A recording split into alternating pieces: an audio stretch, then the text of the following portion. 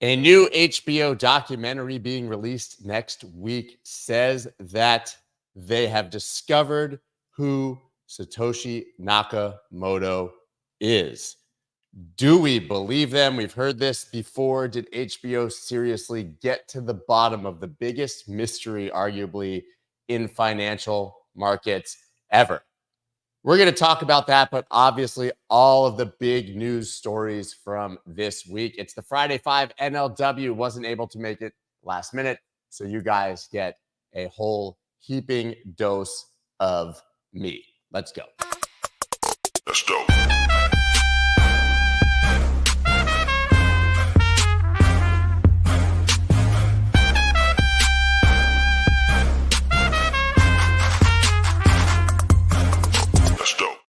What is up, everybody? I'm Scott Melker, also known as the Wolf of All Streets. Before we get started, please subscribe to the channel and gently smack the like button with the back of your hand. Right on that like button there. Satoshi Nakamoto. We're going to get to that. I have my doubts that HBO has figured this one out, but even Polymarket now has a betting market on who they are going to say is Satoshi Nakamoto, and there have been some leaks as such. Of course, this is the Friday 5, so we're going to focus on the news today. And listen, this wasn't on the docket per se, but the first piece of news obviously has to be job numbers just released. September jobs report crushes expectations as U.S. economy adds 254,000 jobs. Unemployment rate falls to 4.1%. That is down from 4.2%. And for those of you who are keeping track, we were supposed to only add 150,000 jobs because obviously the job market has been softening, added 254,000. Also, 159,000 added in August with revisions in both July and August, adding 72,000 jobs. Now, you might remember that we had a revision down of like 860,000 jobs for last year, meaning that the strong labor market that we were all making decisions on and that markets were reacting to were not real, that the labor market was softening, it was weak, and it gave the Fed an excuse to cut 50 bips at the last meeting. So now we're in that is good news, bad news, is bad news, good news situation once again, because if jobs are strong, that means the Fed doesn't need to cut anymore. That means less liquidity. That means people are fearful of stocks. But you would think that good job numbers would be, I don't know, good. Can you imagine Jay Powell taking a walk down the road and saying, for the strength of the United States economy, we're going to need you to lose your job, right? I don't think that that would be very popular, but at the end of the day, if the Fed wants to cut and they want to bring rates down and they want to make sure that obviously the United States debt is refinanced at a lower level, well, they need weaker job numbers. Getting pretty ugly, and the most important part of this is these job numbers are fake. They're going to revise them, and I don't know why we have to talk about them every single time. But right now, you would imagine that maybe markets are going to go down because jobs are good, which means that the Fed might cut less at the next meeting. So this is what we were waiting for volatility. The really first topic, though, that I have today is Bitcoin a safe haven asset? Because we have some big banks talking about it. JP Morgan, of all people, says geopolitical risk could drive investors to gold and Bitcoin. Now, we've seen that the price action of gold and Bitcoin have not been similar. Mike McGlone loves to point this out all the time, of course, right? We talk about Bitcoin as digital gold, as a safe haven asset, as a flight to safety. Okay, well, I think that we all think that's theoretically true, but that's not necessarily reflected in the price. When people buy gold is not necessarily when they buy Bitcoin yet. But JP Morgan saying that this geopolitical risk could drive investors to gold and Bitcoin. That's JP Morgan, of Jamie Dimon, who hates Bitcoin and once said that anybody in his company who touched it would be fired. That guy. But then you get to flip over to another big institution, Standard Chartered, and they say Bitcoin not a safe haven from geopolitical risks, but still buy the dip, right? And they're saying here that the digital asset is not a safe haven against geopolitical risk, but Bitcoin is a hedge against traditional financial issues. What does that mean? Well, let's go back to March, a year and a half ago, Silicon Valley Bank. We saw exactly what happened when there was a serious threat of bank failures in the United States, besides the ones that the government just pulled a full mafia technique and offed because they were part of the crypto industry, like Silvergate and Signature. Recently has come out that neither of those banks were insolvent or had real issues. They just used the Silicon Valley Bank failure as an excuse to go ahead and murder those. But when we see traditional finance issues, we tend to see Bitcoin go up. Bitcoin went from, I think, 19,000 to 25,000 that weekend when Silicon Valley Bank collapsed. But they're saying that if there's geopolitical risk, like a war, that JP Morgan says Bitcoin is a good safe haven for. Standard Chartered saying not a good safe haven.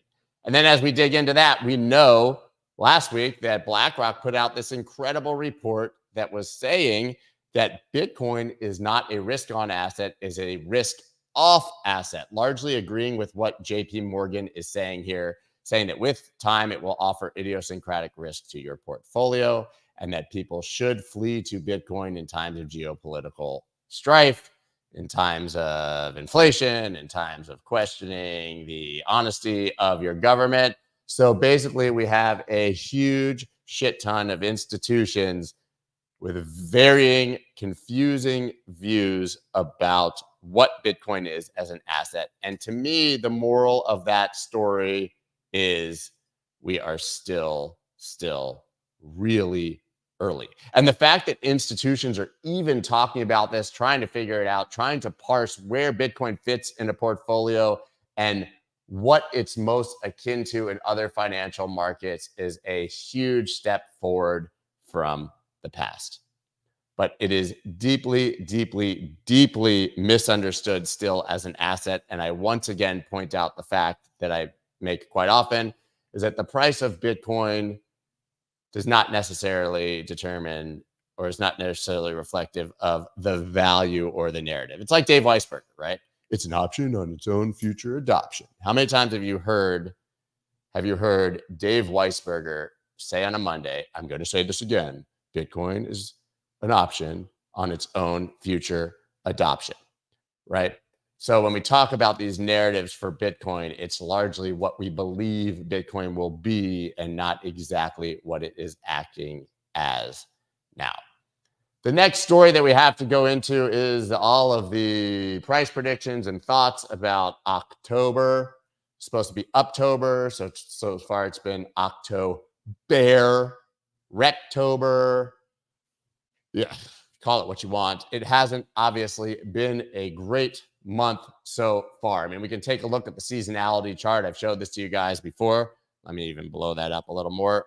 We've never had a September as good as we just did, and we've certainly never had a bad October after that good September. And we've certainly never had a bad run from October, November, and December in a post-halving year, which is also an election year, which is also when we see global liquidity rising, right? So October, even though it started bad, could be objectively good.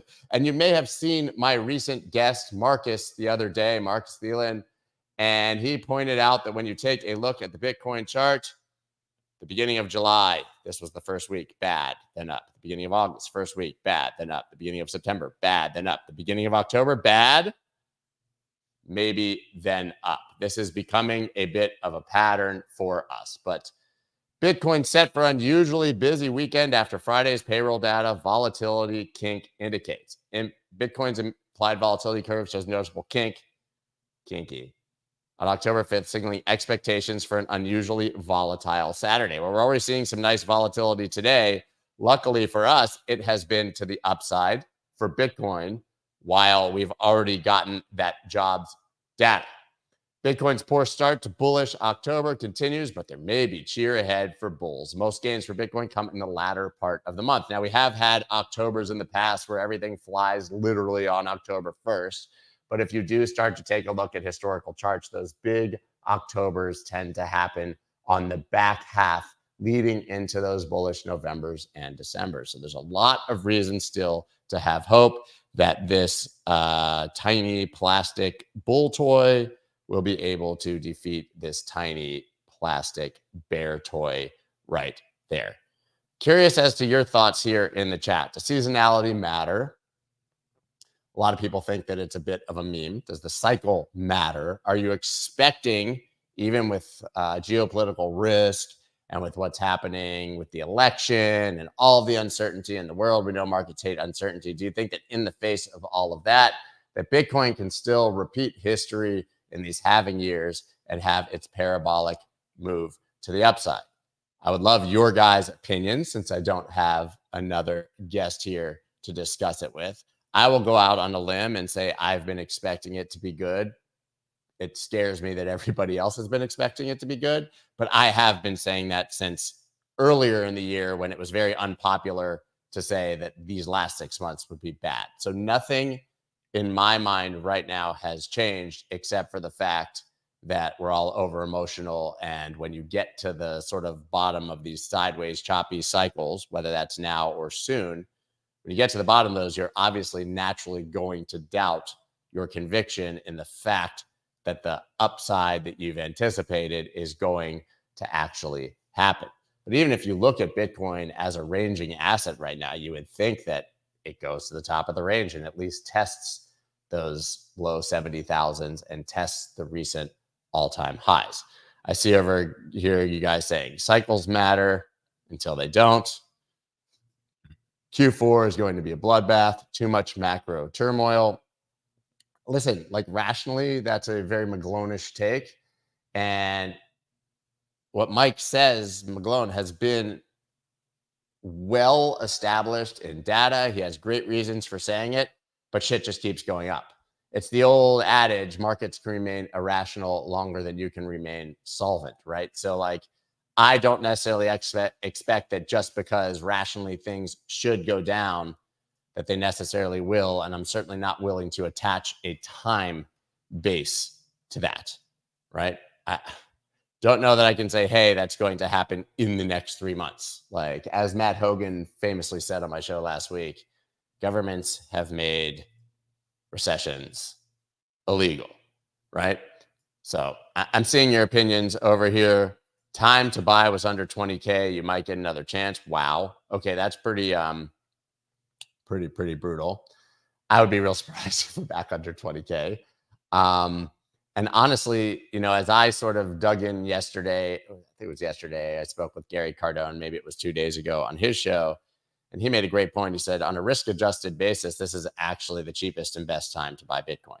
Because if you were buying it under 20K, which I agree with was the right time, but if you were buying it under 20K, you were buying it at a time when the industry was quite fucked in the United States. And there was a legitimate chance that if things went badly with governments, that we could have seen much lower prices or seen Bitcoin become an illegitimate or become an asset that was attempted to be banned by the governments. I never believed that was going to happen.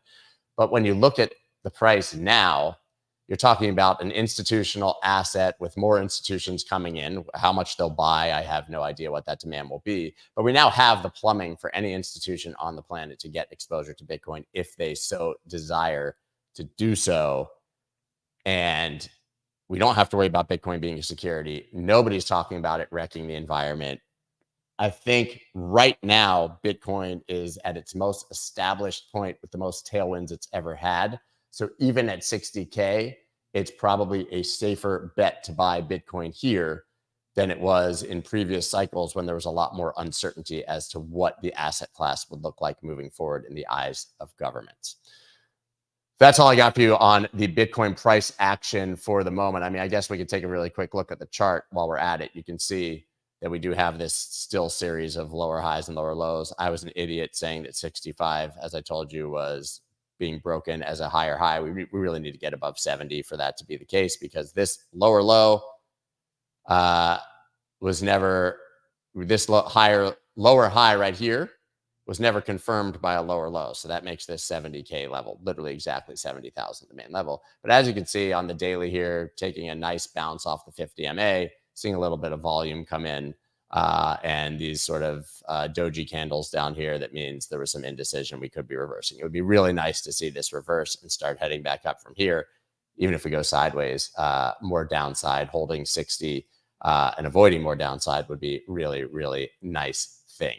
But okay, so we know that the back end of October tends to be the better part of the month. Wonderful. This is a really interesting story right here that was not really on my radar immediately. This was reported quite a while ago that the SWIFT system was going to start testing blockchain technology to improve cross-border transactions. Anyone who used SWIFT knows that it's ancient. It's like existing in the 1970s. It takes forever to send money through traditional banking rails, send wire. Good luck sending $5 from the United States to Uganda, right? Through the SWIFT network. We all know that crypto literally fixes this. Some people say XRP fixes this. Some people say Bitcoin fixes this. In my opinion, stablecoins fix this, right? People want to send dollars. They don't want a volatile asset that's going to be worth more or less when it arrives. So you could just send a stablecoin from anywhere in the world to anyone else in the world, extremely cheap on multiple networks, almost for free, and you can send $1, right? So I think that we know that that's the case. But the fact that SWIFT here, this is SWIFT, right? This is the single probably thing on the planet that, if you believe in crypto as a use case for cross-border payments, this is the single thing it disrupts the most. Well, banks are set to use SWIFT for token transactions starting in 2025. They will be testing this. I mean, this is pretty crazy. Here's a quote. What we don't want to see is the emergence of what we call digital islands appearing. We've tried to help the industry figure out a way to ensure that wherever a digital asset or a digital currency is created, and whatever technology that's created on, that those can successfully work together with each other and the existing financial system. So it's basically them saying this thing is real. It is happening. We don't want to get blockbustered by Netflix. So we're going to start testing it and using it ourselves. And they've actually already been testing it and experimenting with it. That was the old story in test environments. Well, they're going to do this. This is happening. So we will see cross-border payments from bank to bank using the SWIFT network on blockchain rails. I'm sure there'll be private blockchains. I doubt it'll be like, hey, we're using Tron, right? But if you're talking about the bullishness and use case of the technology, it is being adopted for the biggest use case possible right here. This is pretty crazy to me. And it also lends to, obviously, the tokenizing of other assets. Assuming this works and becomes popular, they're going to very quickly realize that, like, tokenizing your stocks, like Larry Fink is out there on the roadshow talking about, is going to be a much faster way to transact and move peer-to-peer and eliminate the third-party middlemen. Sort of along the same lines, another story that was not so deeply on my radar, PayPal completes its first business transaction using a stablecoin. Did you guys see this? Pretty big news. PayPal paid an invoice to Ernst & Young on September 23rd using PYUSD. Still reads like pussy to me. The stablecoin the firm launched last year, relying on an SAP SE platform to complete the transaction. SAP's platform, known as the Digital Currency Hub, allows enterprises to send and receive digital payments instantly around the clock. The invoice amount wasn't disclosed, but PayPal paid their accounting invoice to Ernst & Young in a stablecoin. They paid Ernst & Young in pussy. I'm alone. I know there's children that are going to listen to this. I'm sorry, but I mean, come on, man. We have such a big problem with, like, our acronyms in crypto. POS, proof of stake. That means piece of shit. PYUSD. Have you seen the name of Coinbase's wrapped Bitcoin? CBBTC. Does that sound at all like CBDC to you? It sounds a lot like CBDC. CBBTC. But, like, nobody wants to talk about NFTs, dude. Non-fungible token. Explain that shit. We need to, like, start using really simple words and not stupid ones like PUSD. Well, but either way, PayPal, I don't want to say they paid in pussy. PayPal paid an invoice to Ernst & Young, who's been very ahead of the curve in crypto as an accounting firm. They paid them in PUSD. All right, anyway, stablecoins obviously seeing a meaningful level of adoption.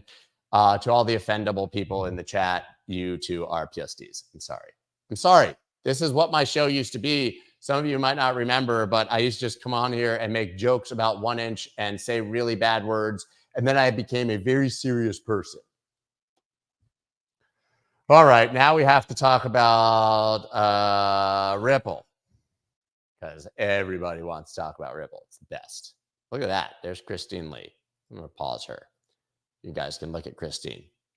Okay, SEC files notice appeal in case against Ripple. What the F, man?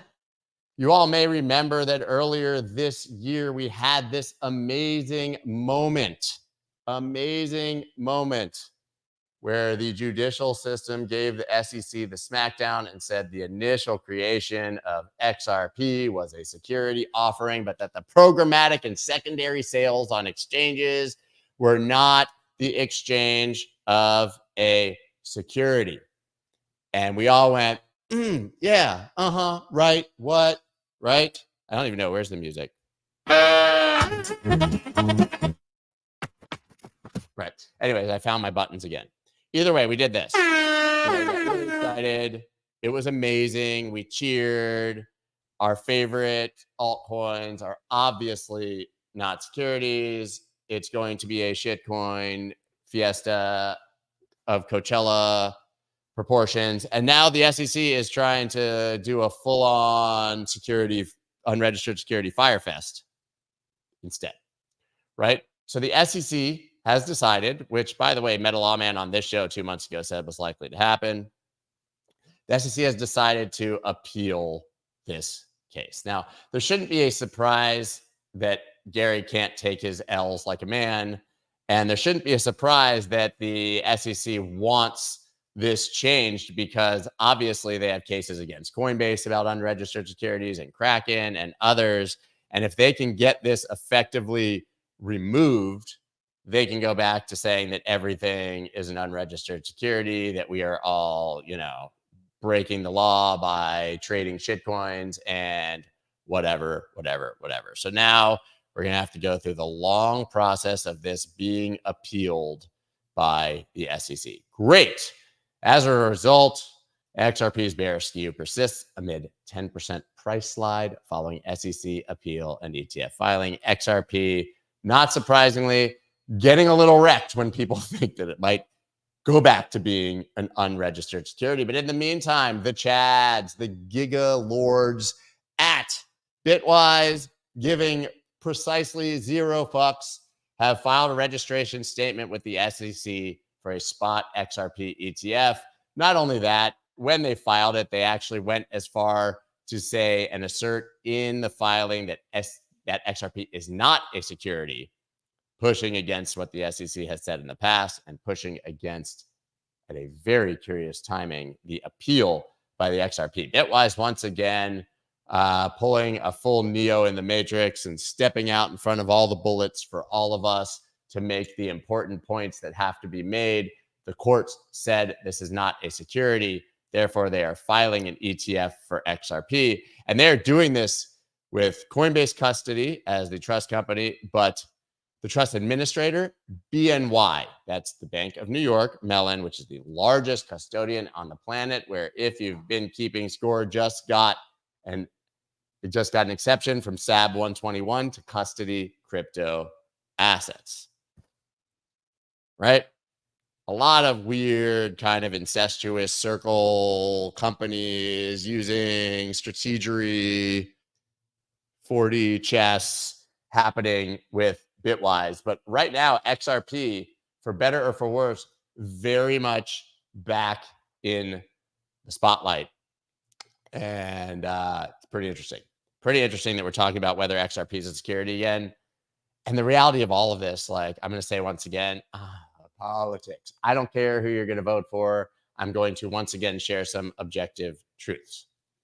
If Kamala Harris wins, we don't know what the approach will be, but we have to default to more of the same. Default. I'm not saying things can't improve. I'm not saying she won't get rid of Gary Gensler. I'm not saying that we won't get a better SEC chair. I have no idea what's going to happen, but I'm pretty sure that we won't just see a clean slate of all these enforcement actions and a wholesale change in policy.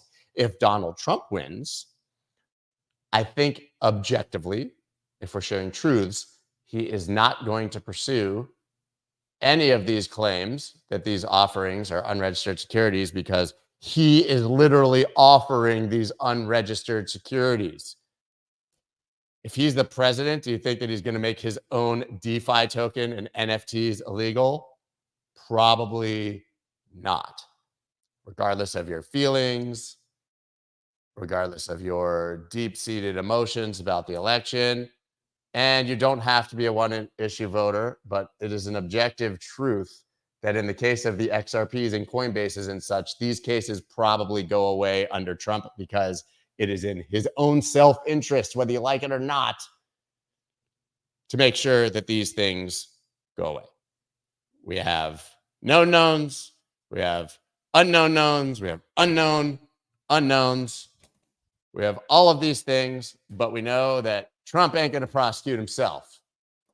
Okay? So the fact that we're back discussing this on the eve of the election should tell you that the SEC continues to push through with these policies right into the next administration, because this will not be decided while Joe Biden is president. And the final story here, the beautiful clickbait from the title: new HBO documentary aims to reveal Bitcoin creator Satoshi Nakamoto's true identity. Guys, we've heard this many times before. Is it Adam Back? Is it Hal Finney, who obviously has passed away, sadly? No. Predictive Markets and Galaxy's digital head of research said he heard the HBO doc claims the true identity of Nakamoto is Len Sassaman, which would lend to the obvious question of, what the fuck is a Len Sassaman? I have been in Bitcoin a long time. I've only heard this dude's name in passing, but apparently it's going to be Len Sassaman, this absolute mega giga chad right here. You can see him right here proposing to his girlfriend and I guess future wife at the time. And if you read this, it says, Len slips a blue cable tie ring on Meredith's figure. This guy was such a cryptographic programming nerd that he didn't get a ring. He used blue cable tie to get engaged to his wife. I think that's literally a twist tie. Like when twist tie, put it on the thing. God, man, how did he get away with that? How did he get away with that? But you guys can look up Leonard Harris Sassaman, Len Sassaman, but he, was studied under David Chaum, who I've had on the show. I mean, very early cryptographer, talked quite a bit about the importance of cryptography with money and basically all the narratives that we've ever had here with Bitcoin. Makes a lot of sense, but also the guy killed himself right around the time that Satoshi Nakamoto disappeared. So he died of suicide right when Satoshi Nakamoto disappeared. This documentary is entitled Money Electric: The Bitcoin Mystery. It is out next Wednesday on HBO. Now, I'm going to try to do this. I don't remember how to do this, so give me a second. Going to try to share it so that we can actually watch the trailer, because my producer's not here. So I'm going to try to see if I can share this screen in a way that would allow us to present, share screen, Chrome tab, share the audio. If you guys want to watch it, here, let's do this. Let me know if, please just give me like a thumbs up that you can hear it when I'm. Satoshi Nakamoto, the inventor of Bitcoin, could be one of the richest people on Earth. But many years ago, Satoshi had disappeared. Can you hear and it? with Bitcoin being woven into the fabric of the financial system, solidifying its role as digital gold, perhaps the question of Satoshi's identity was more pressing than ever. We should start with just an interview with you in Malta, if that sounds good to you. Adam Back. Okay. Who would have been working around the clock to introduce something like Bitcoin? A lot of technical people will say, I could have done that. It's actually much harder than it looks. anyone competent enough to go do Bitcoin probably would competent enough to not leave any traces. Satoshi's got nothing to pick up by his stash. Yeah, just 1 million Bitcoin. A currency derived from electricity might pose a real threat to the dollar. 3, 2, 1. If it gained in popularity. I'm the crazy prince that is talking about Bitcoin. What we're trying to do is get parallel systems in place. Dollars, Bitcoin, pesos, Bitcoin, yen, Bitcoin. If it looks like something could replace the US dollar as the world's reserve currency, three-letter agencies will do whatever they can to disrupt projects like Bitcoin. I would rather buy shit that's worth something than buying crypto. Bitcoin is about undermining the Federal Reserve, disintermediating the nation state. It's not like Satoshi had some master plan. Yeah, it's like you're in some sort of cult. You guys are having fun now. Right? Satoshi left a lot of digital history. When he left, he distributed control amongst different people in the community. Were you the first person that Satoshi reached out to? I believe so, yeah. Best evidence of him being Satoshi. Of not being Satoshi. Being Satoshi. What indication did you have that he was collaborating with the government? If you dig deep enough, the inconsistencies will emerge. He's responding. I've been told Satoshi was a group of people. I have to be careful of talking about that topic. He checks a lot of boxes. I will admit, you're pretty creative. You come with some crazy theories. Here's what I think happened. It's Bitcoin. Don't trust, verify.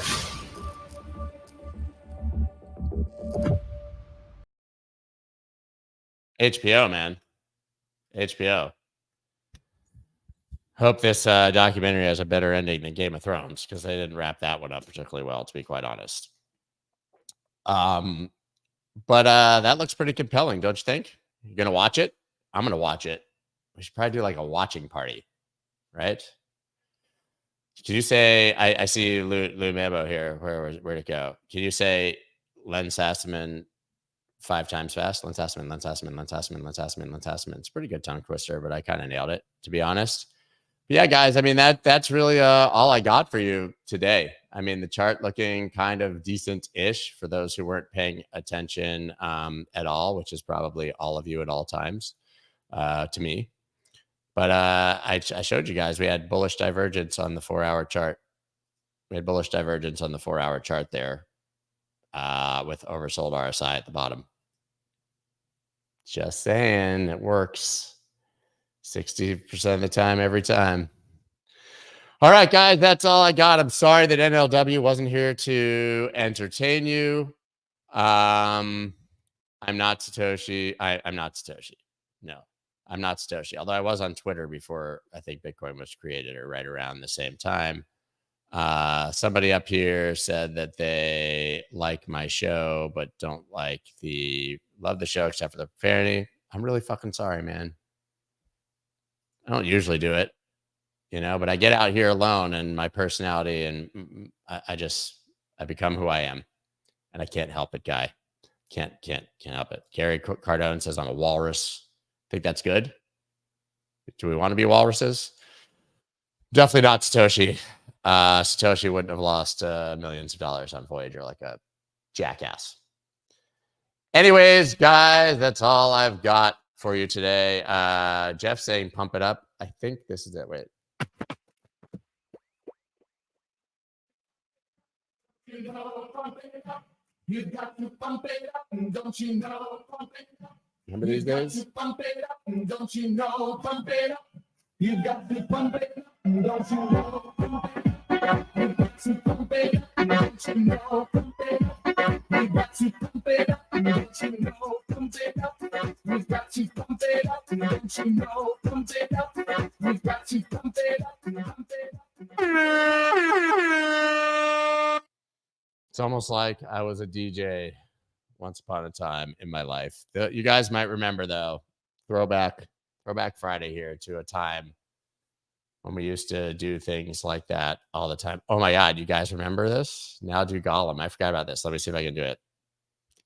Bitcoin is my precious. We want it. We need it. You guys remember that? Remember that? Wow. Iron Maiden hat. I used to wear an Iron Maiden hat Now we're just talking, man. What was your DJ name? It was really, really clever. It was Scott Melker. For a while, it was the Melker Project. Yeah, I used to do some vocal impressions. Hey, Smeagol. Here is the Satoshi Nakamoto's. Scott can bring back the old show. Yeah, anyways. Bobby, you remember that? What? I don't remember that one. My name is Bobby, and I need to go to the party. Is that it? It's my party, and I'll cry if I want to. Tyler says it's going off the rails. You know, man? It's Friday. I slept like 2 hours last night. Horrible night's sleep. Just show up. Just got to show up and be yourself. Now I got to go apparently host Twitter Spaces. Supposed to go to the gym today. I'll probably limp into there. Not feeling grace. If you don't laugh, you will cry at Bitcoin dumping. What kind of coffee do you drink? Literally any that has caffeine in it. I don't care. But no, what are the ones that we get? Something Italian, dude. I don't know, man. When Gary on your show, literally anytime. Literally anytime. Miguel says off the rails. Don't know why my wife says I'm not really working at the moment. I'm at work right now. Valerie says, okay, this is a good laugh to begin the weekend. She survived my PayPal stablecoin jokes. So you know that Valerie is one of us. Time to adjust your stop loss, fam. We are moving. I'll take it. Just don't drink that canned crap Dave drinks. I really try not to put like aggressively toxic chemicals into my body. It's a thing for me. Not judging, but like I've never had like a Monster energy drink. I probably haven't had a Red Bull in 2 decades. Did they find, you guys remember the old jokes? Who just said this? Did they find their $2? Is that in here? One second. Bye, Felicia. Yeah, that's bye, Felicia. I want my $2. There it is. What else do we got in here? That's dope. That's dope. Oh no!